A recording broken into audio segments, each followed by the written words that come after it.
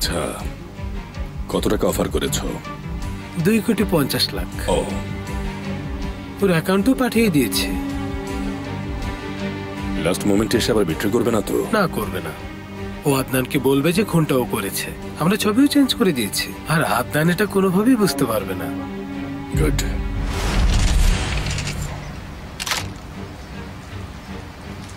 Shoot করো।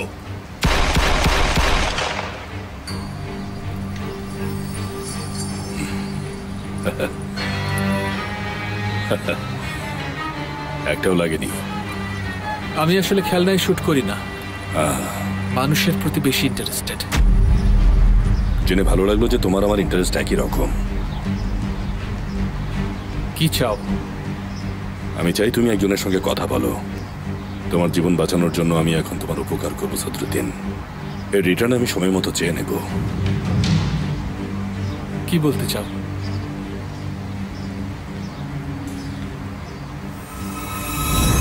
এই লোকটা এখানে কি করছে? পিস্তল ফেলে দাও, গুলি করতে বাধ্য করো না সদরুদ্দিন। শান্ত হও, শান্ত হও, শান্ত হও। এর মধ্যে আসবেন না জাফের। একে অপরকে গুলি করার জন্য আমি তোমাদেরকে এখানে ডাকিনি।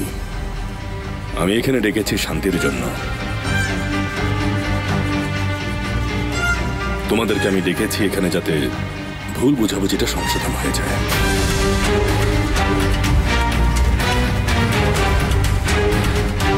এখন চলো আমার সঙ্গে।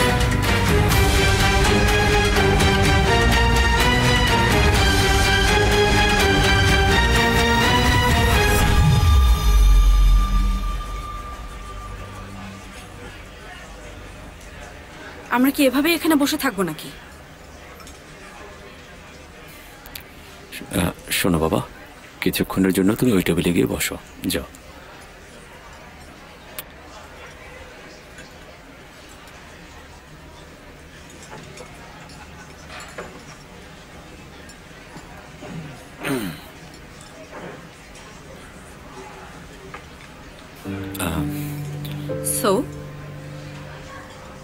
তো আমি জানি না কিভাবে শুরু করব, কি বলবো, কিন্তু তারপর আমাকে বলতে হবে। এখন আমার কথাগুলো তুমি মন দিয়ে শোনো। তোমার গল্পের ভূমিকাটা আমার একদমই পছন্দ হয়নি। আগে তুমি পুরো গল্পটা শোনো, তারপর বলো। তুমি আমাকে ঠিক কি বলতে চাইছো?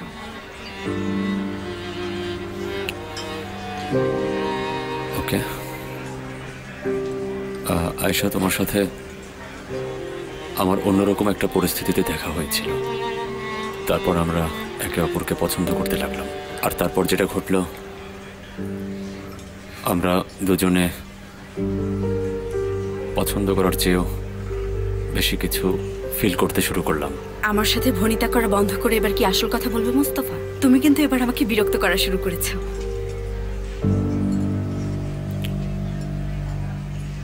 আয়েশা, তোমাকে আমি আর কখনো দেখতে চাই না।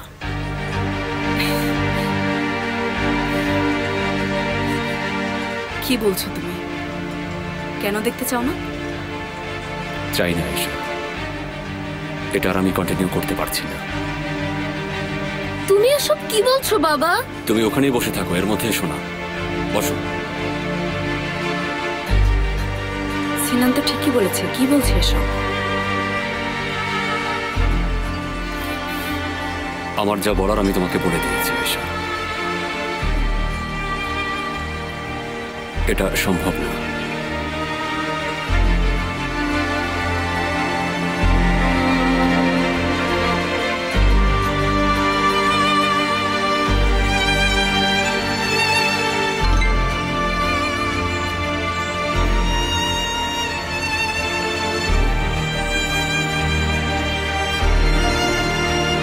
তুমি হঠাৎ করে আমাকে এই কথা কেন বলছো?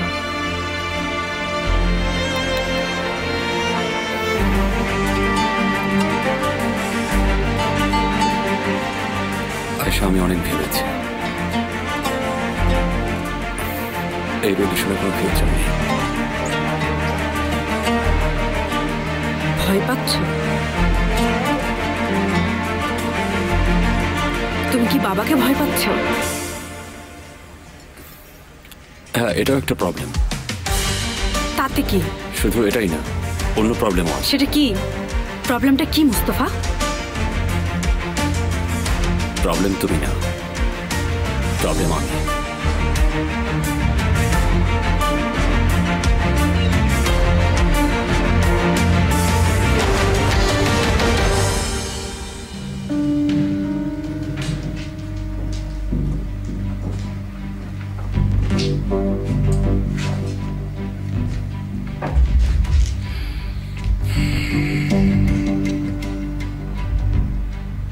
এটা আবার কে? তোমার ছেলে সেরকানের খুনি।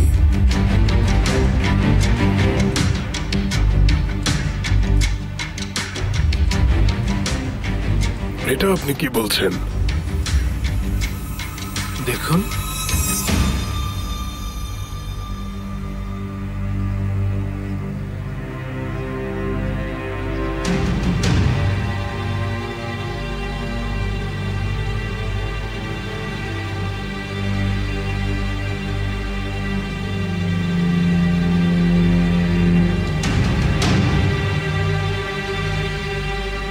তোমাদের মধ্যকার শত্রুতা আমাদের সকলের ক্ষতি করছিল। আমরা হলাম বিজনেসম্যান। বাহারি ওমান আমাদের পুরো সিচুয়েশনটা খুলে বলেন, আর এরপর যখন আমি রিসার্চ করি তোমার ছেলের খুনিকে খুঁজে পাই। এটা কি সত্যি? তুমি আমার ছেলেকে মেরেছ? সত্যি কথা বলো।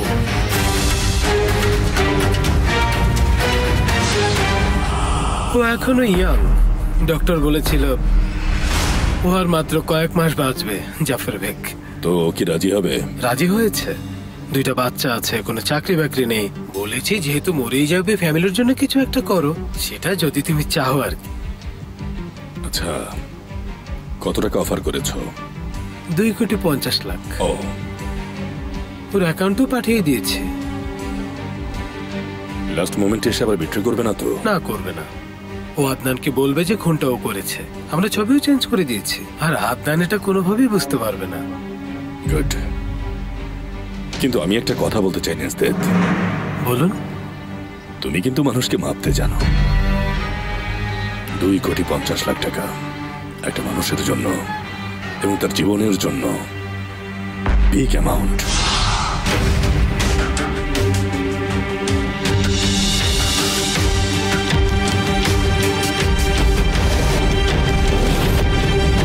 আমি খুন করেছি। তোমাকে কি করা উচিত? হ্যাঁ, কি করা উচিত? তোমার কারণে আমি অনেক ভুল করেছি। তুমি আমাকে ধ্বংস করে দিয়েছো, দুজনকেই ধ্বংস করে দিয়েছো। আমার ছেলেকে খুন করেছো।